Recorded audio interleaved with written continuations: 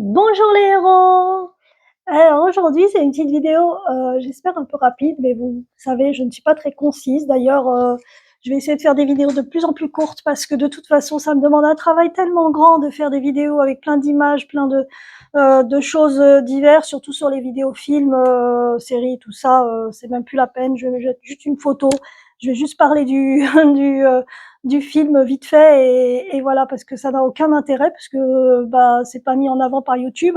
Et puis vu que j'ai très peu d'abonnés, enfin très peu, il y a 300, plus de 300 abonnés, mais bah, la dernière vidéo postée début juin, elle a fait 46 vues. Donc alors que c'était une association assez importante en Angleterre qui fait énormément de bien aux personnes en situation de handicap. Bah, cette vidéo, 46 vues, ça fait mal au cœur. De plus, il y a beaucoup de vidéos qui sont même pas vues à la moitié. Alors je peux comprendre sur des vidéos de 50 minutes, quand je parle de films au début de l'année, surtout les films que je vais voir sur l'année 2025, c'est les vidéos les plus longues. Il y a aussi la vidéo sur quand je fais des interviews qui sont très très longues, mais en fait c'est difficile de couper. Alors pour le docteur Titi par exemple, bah, c'était difficile de couper parce que tout ce qu'elle disait sur l'autisme, sur son métier passionnant de pédiatre, était intéressant, donc j'avais pas envie de couper. J'ai coupé quand même 15 minutes sur parce qu'il y avait 1h15 de vidéo et j'ai gardé 59 minutes, je crois. Pareil pour l'infirmière Azalée, c'était difficile de couper. Elle avait sa manière de parler, elle posait les mots. Tout était intéressant, donc j'ai gardé aussi. Après, les gens peuvent accélérer, ils peuvent faire ce qu'ils veulent. Donc c'est très compliqué de couper sur des personnes qui ont une envie de dire certaines choses. Donc voilà. Donc ces vidéos sont un peu longues. Par contre, des vidéos comme le château de maison, c'est moins de 30 minutes, je crois. Je parle de l'accessibilité. Ça, c'est la priorité sur la chaîne. L'accessibilité, c'est ce qui m'a donné l'envie de faire cette chaîne. C'est l'accessibilité sur les lieux culturels, parce que souvent sur les sites internet, que ce soit par exemple celui de Versailles, quand je suis allée sur le site du Trianon, et qu'il précisait que les toilettes étaient accessibles handicap, alors qu'en fait, il ne l'était pas du tout à l'intérieur du Trianon. Pareil, à l'intérieur du Trianon, quand vous êtes sur le péristyle, là, c'est le truc qui est à moitié dehors, à moitié à l'intérieur, avec les colonnes, avec le carrelage super beau au sol. Il y a les escaliers qui vont vers le jardin. Il n'y a pas d'endroit où ils ont fait une pente, quoi, accessible. Donc on peut pas accéder au jardin. Tout ça, c'est important de le dire. Donc toutes ces vidéos, en fait, ne font pas beaucoup de vues, parce que de toute façon, YouTube ne le met pas en avant, parce que déjà, même les abonnés ne mettent pas en avant la chaîne. Donc forcément, alors, je suis peut-être un peu dure avec les abonnés, mais ils sont là pour me soutenir normalement. Et je vois qu'ils soutiennent pas. Donc il y en a très peu. Il y en a peut-être 10 sur les abonnés qui vraiment mettent à chaque fois un j'aime, regardent vraiment les vidéos, m'en parlent et tout, même en privé, tout ça. Mais la plupart des gens qui sont sur la chaîne ne regardent pas les vidéos. Et c'est vraiment, vraiment triste, parce que moi, je mets des heures. Par exemple, une vidéo, c'est comme le château de maison, où vraiment je mets en exergue toutes les accessibilités, et en même temps je raconte l'histoire du lieu. Ça, c'est des recherches historiques. C'est-à-dire que je mets des heures et des heures à trouver les bonnes infos. Quand je parle du portail, ça c'est pas dit au niveau du château, hein. J'ai dû chercher d'où venait le portail d'entrée, et c'était pas du tout un portail de ce château d'origine. Donc tout ça, c'est des recherches, et je mets des heures. Une vidéo comme ça, c'est presque 30 heures de travail, voire peut-être plus, et plus la captation, qui est très difficile, parce que bah moi souvent, si j'ai ma canne, je peux pas avoir l'appareil photo et la caméra en même temps. Donc qu'est-ce que je fais? Je laisse la canne. Donc je me débrouille comme je peux, et en général, j'ai déjà fait le château avant, j'ai déjà fait le lieu, donc je sais à peu près comment je peux me débrouiller. Parce que la première fois, je viens avec ma canne et j'observe tout ce qui est les aspérités au sol, les petites marches, les machins, les grandes marches. Je vérifie tout pour pouvoir après capter ma vidéo sans risque pour moi. Toutes ces vidéos prennent énormément de temps. Ce qui fait que je laisse de côté mon travail personnel, c'est-à-dire, enfin mon travail personnel. La chaîne est personnelle aussi, hein. Donc, mais par exemple, j'ai un livre que j'ai commencé à écrire l'année dernière, Un empire pour Bréane. J'ai dû le laisser de côté pour cette chaîne. Et quand je vois qu'il n'y a pas beaucoup de vues, quand je vois que bah, parce que les abonnés ne soutiennent pas la chaîne, bah il n'y a pas de plus d'abonnés, il n'y a pas de YouTube qui la met en avant, puisque même les abonnés ne mettent pas la chaîne en avant. Donc forcément, YouTube va pas le faire. Donc c'est vrai que je demande aux abonnés quand même de liker, de regarder les vidéos surtout, et de mettre des commentaires. Si vous êtes attaché à la cause du handicap, je pense que cette chaîne, elle est quand même assez large sur le handicap. Il y a des interviews de professionnels, il y a des interviews de personnes handicapées. Il y a, je parle des accessibilités de lieux, de ce qui se passe avec le métro, ce qui se passe avec une simple demande de parking pour un gardien récalcitrant à vous donner une place de parking parce qu'il a décidé qu'il n'en avait rien à faire de votre handicap. Je parle de la difficulté d'accéder aussi à des logements adaptés. Je parle de beaucoup de choses sur la chaîne, c'est très divers et en même temps, j'ai envie que ce soit une chaîne aussi parce que j'en ai marre qu'on mette beaucoup de gens, quand ils créent quelque chose sur le handicap, c'est par rapport à son propre handicap ou par rapport à l'handicap d'une personne, que ce soit un enfant, quelqu'un et tout, et ça ne parle que de handicap. Mais moi, j'avais envie de parler de l'handicap à travers de l'artistique. Par exemple, quand je fais des loisirs créatifs, je montre que c'est possible, même si on plie pas les doigts, parce que moi, je plie pas plus les doigts que ça. C'est très compliqué, c'est très douloureux. Mais pourtant, on peut faire des belles choses, on peut créer des belles choses. Ça, c'est important pour moi de dire que c'est pas parce qu'on a un handicap qu'on s'arrête à l'handicap, qu'on n'est que une personne en situation de handicap. Non, je refuse de me cataloguer, moi, en tant que personne uniquement porteuse de handicap. Et c'est pour ça que les vidéos sont très difficiles aussi à capter. Les gens se rendent pas forcément compte parce que je suis toujours dynamique.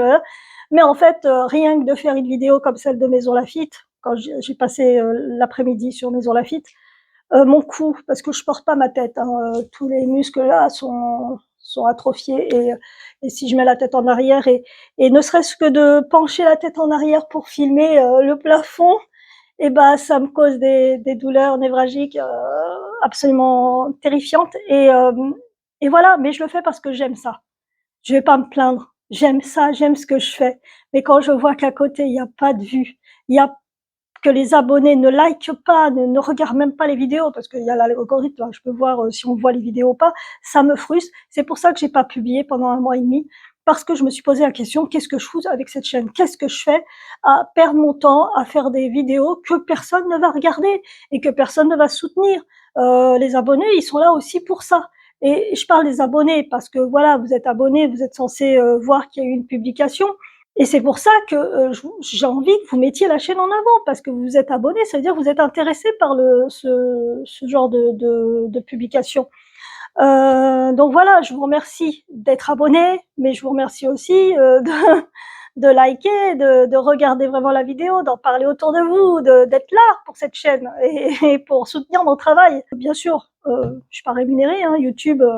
Il faut, parce qu'il y a des gens, ils disent ouais, ils gagnent l'argent grâce à YouTube, ils veulent des likes et tout. Si vous n'arrivez pas à 10 000 cas, de toute façon, vous aurez jamais un centime de YouTube, hein. Donc, et là, la chaîne, ce sera jamais le cas parce que l'handicap, comme je vois, même des personnes qui sont attachées à l'handicap ne vont même pas regarder les vidéos. Donc je me dis comment on peut faire que des gens qui sont pas du tout concernés par l'handicap aient envie de soutenir l'handicap des personnes, soutenir les projets des personnes en situation de handicap. Si déjà même les handicapés et les personnes qui sont concernées par le handicap ne le font pas, de toute façon, c'est le serpent qui se mord la queue. Donc voilà, donc je me suis beaucoup posé de questions, est-ce que j'allais continuer la chaîne?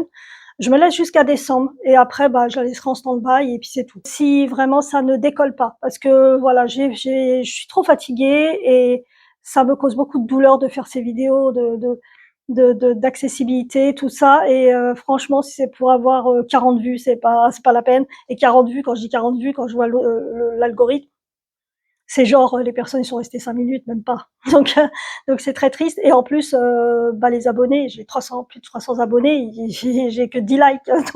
Donc ça prouve qu'ils regardent même pas, ils s'en fichent complètement.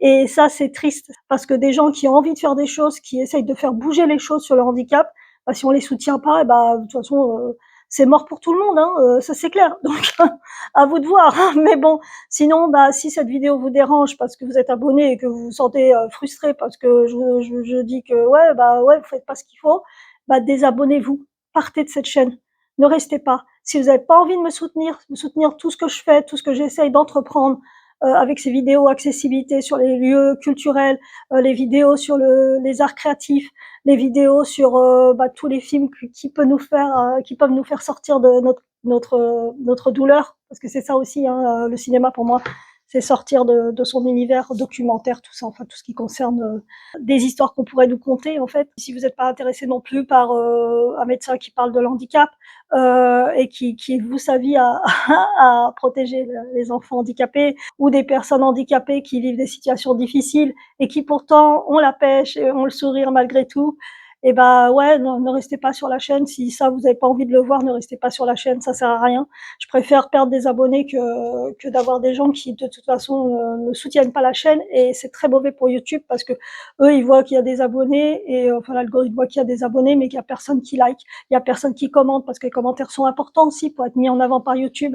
Et c'est vrai que là, je suis dans le côté stagnant. J'en ai un peu marre de donner beaucoup de mon temps pour quelque chose qui ne fonctionnera jamais. Voilà, c'est ma remise en question sur la chaîne YouTube. Alors je me laisse jusqu'à décembre et puis après je prendrai une décision. J'ai pas publié aussi parce que j'ai été invitée en Espagne fin mai. C'était génial, j'ai passé des bons moments. J'ai découvert une région que je connaissais pas du tout. Je connaissais très peu l'Espagne, j'y étais allée 30 ans avant d'ailleurs. C'était tout juste 30 ans avant. Et donc ça a été un bien pour moi parce que c'est arrivé un an après quelque chose de terrible qui m'est arrivé dans ma vie et qui m'a fait énormément de mal et qui m'a aussi dit que moi j'étais pas forcément la personne que je croyais être, mais faut toujours faire attention à ce que les gens vous disent, mais en même temps faut aussi prendre beaucoup de recul parce que les gens vous disent certaines choses au moment où ils ont plus besoin de vous. Tant qu'ils ont besoin de vous, ils vous diront jamais rien de mal. Donc, mais bon, dans les relations humaines, c'est 50-50. Faut jamais se dire que tout est de la faute de l'autre personne. Hein. Donc voilà.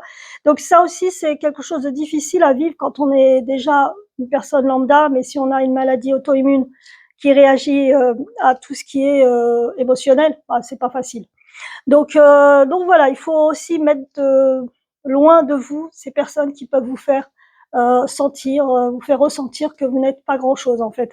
Mais ça, j'avais fait une petite vidéo TikTok là-dessus. La chaîne TikTok, bah ça marche bien finalement. Il y a pas mal de vues, il y a pas mal de j'aime. C'est beaucoup plus rapide à faire pour moi. Ça me donne moins de travail, mais en même temps, c'est pas ce que je veux parce que c'est trop concis en fait. On n'a pas le temps de parler de, par exemple, si j'interviewais une personne handicapée.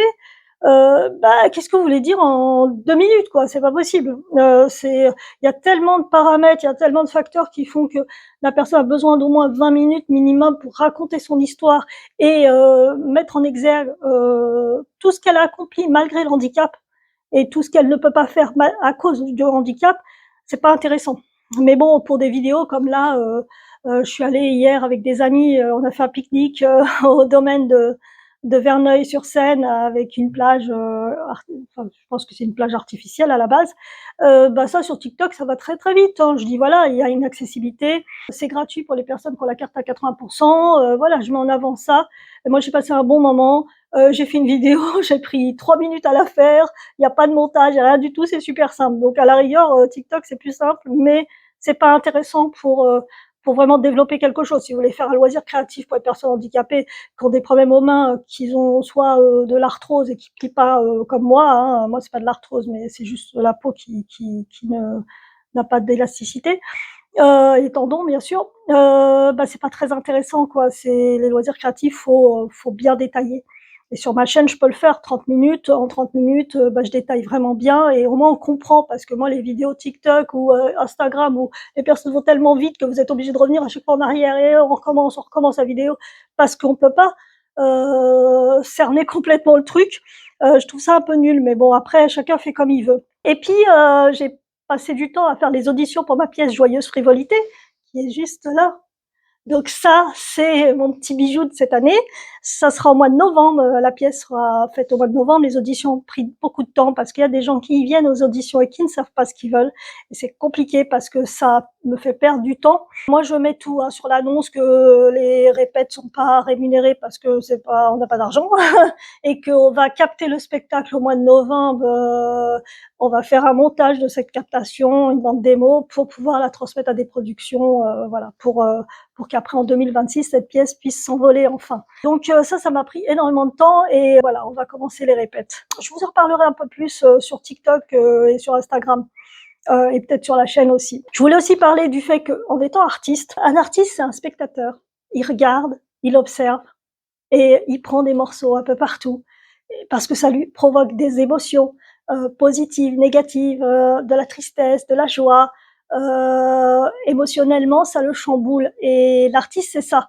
Moi, je suis une artiste. C'est vrai que je suis très, très à fleur de peau. Je m'extasie d'un rien, je pleure pour un rien.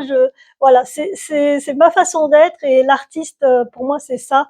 C'est de prendre tout ce qui vit, tout ce qui est, tout ce qui nous entoure, et on en fait quelque chose dans un univers totalement différent. Et voilà, on met tout ce qu'on ressent, mais en même temps, on invente des personnages.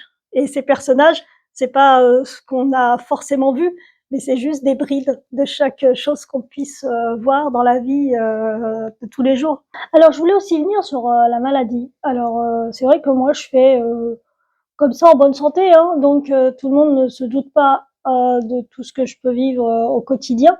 Alors, le quotidien, c'est des soins, c'est des aérosols pour respirer, pour dégager les muqueuses, dégager les glaires, dégager, enfin voilà, tout un tas de choses. Il y a la kiné en cabinet, c'est 3 heures par semaine. Il y a la kiné en piscine, la balnéothérapie, c'est un peu plus d'1 heure par semaine. Euh, et puis le sport santé, plein de choses pour me maintenir en forme. Les exercices le matin avant de me réveiller, parce que je suis complètement la maladie, c'est la sclérodermie, donc c'est sclérosé en fait. Je suis obligée de faire plein d'exercices avant de me lever. C'est très compliqué à gérer. Ça prend énormément de temps en fait. On se rend pas compte. La moitié de la semaine, voire plus, est consacrée à la maladie. Le reste, c'est tout ce qui est pour moi, ce qui me fait vibrer, l'artistique. La chaîne YouTube qui, à un moment donné, était vraiment une joie pour moi. Aujourd'hui, ça l'est beaucoup moins.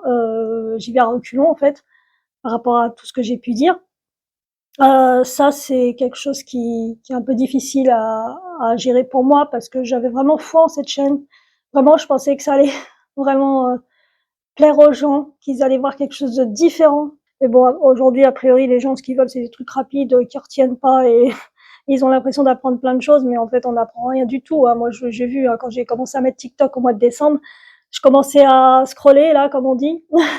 Et en fait, au bout d'1 heure, je me suis aperçue que j'étais là, ouais, depuis plus d'1 heure, et en fait, j'avais rien appris. J'avais rien retenu. J'avais scrollé, et en fait, mon cerveau, il était parti en vacances, en fait. Il s'était barré. Il s'est dit non, non. Mon cerveau, il s'est dit bon, bah, carrément, t'es bien gentil, mais là, je comprends rien à ce que tu me montres, donc je me barre.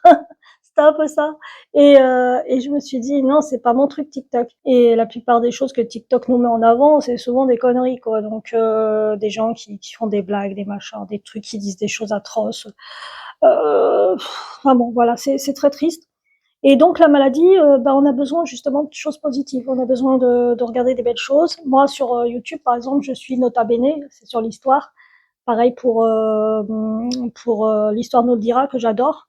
Et puis j'adore un YouTuber qui s'appelle Reg le Gorilla, que je suis depuis, je crois, 2016. C'est lui qui m'a donné envie, en fait, de me dire bah tiens, moi aussi j'ai envie de raconter des trucs sur des films.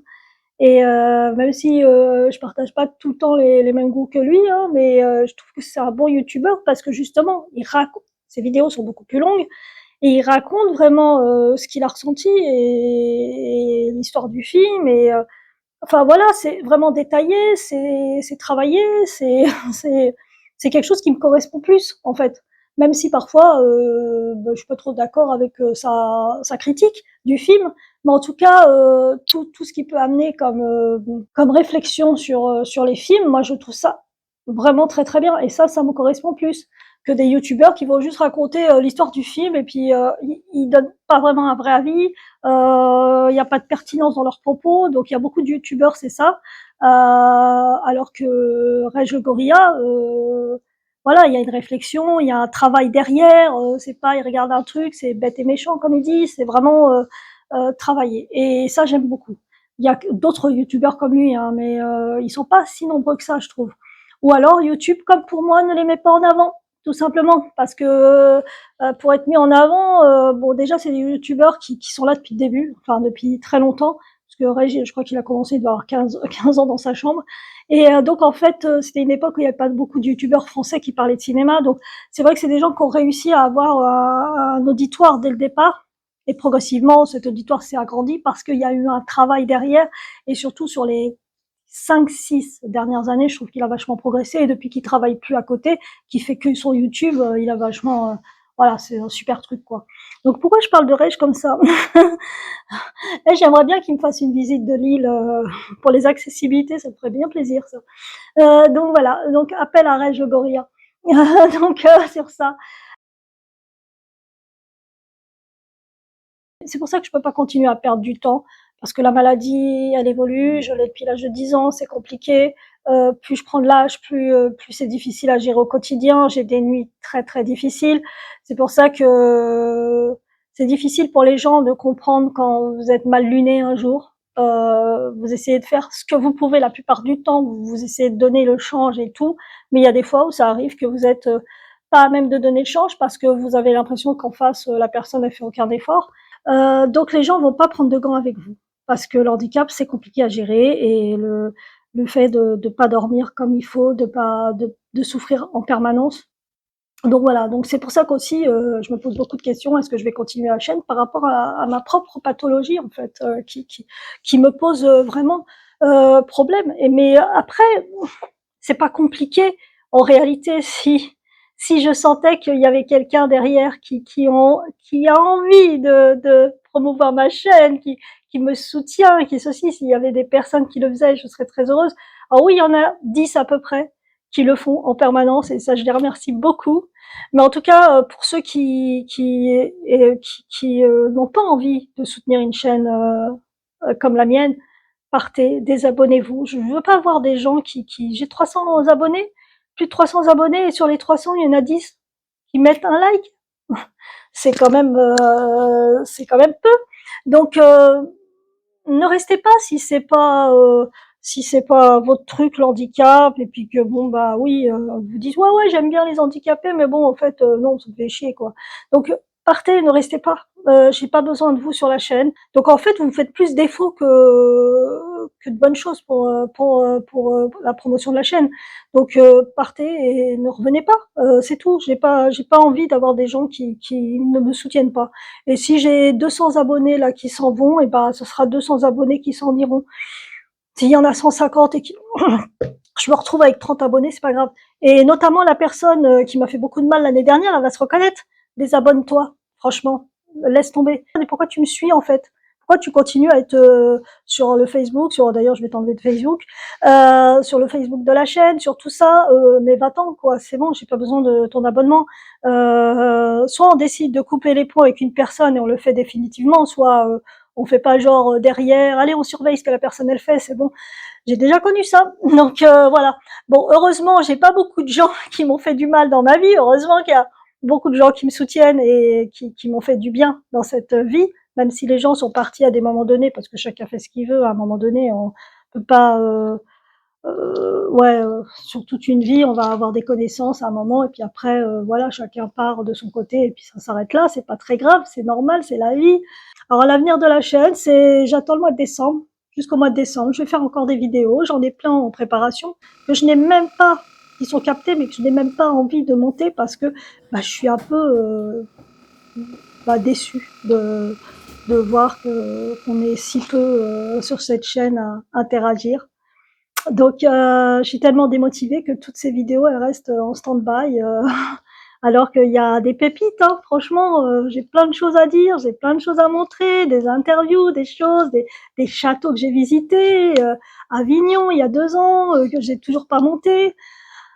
Donc voilà, il y a plein de choses. Et puis plein d'accessibilité sur les parcs et jardins qu'il peut y avoir dans la région parisienne, puisque moi je suis de la région parisienne. Donc voilà. Merci en tout cas pour ceux qui soutiennent la chaîne et qui vont rester sur la chaîne. Et puis les autres, je vous souhaite beaucoup de bonheur dans votre vie. Euh, voilà, c'est tout ce que j'ai à dire, parce que je vous en veux pas. Franchement, je vous en veux pas. Partez, à part cette personne qui m'a fait beaucoup de mal. Mais les autres, franchement, si vous n'êtes pas en adéquation avec cette chaîne, allez-y, partez, ça sert à rien. Je préfère avoir moins d'abonnés, et que la chaîne se détériore peut-être en ayant moins d'abonnés, mais en tout cas, ceux qui resteront, en tout cas, ce sera les meilleurs, enfin ceux qui vraiment partagent mes vidéos. parce qu'il y a des personnes qui partagent, et je pense surtout à Leïla, qui partage toujours mes vidéos, et que Nicole qui like toujours mes vidéos, qui les regarde de bout en bout, qui m'en parle d'ailleurs. Donc il y a pas mal de gens quand même, hein. Là je cite 2 personnes, mais il y en a plein d'autres. Il y a Karine, il y a enfin, il y a plein de gens, donc allez-y, si vous voulez partir, partez, ceux qui veulent rester, restent. Mais en tout cas, soutenez la chaîne Andy Hero si vous restez dessus. Merci beaucoup et surtout commentez, partagez, c'est ce qui fera connaître la chaîne. Merci. Bye bye les héros. Prenez soin de vous et puis bel été. Merci.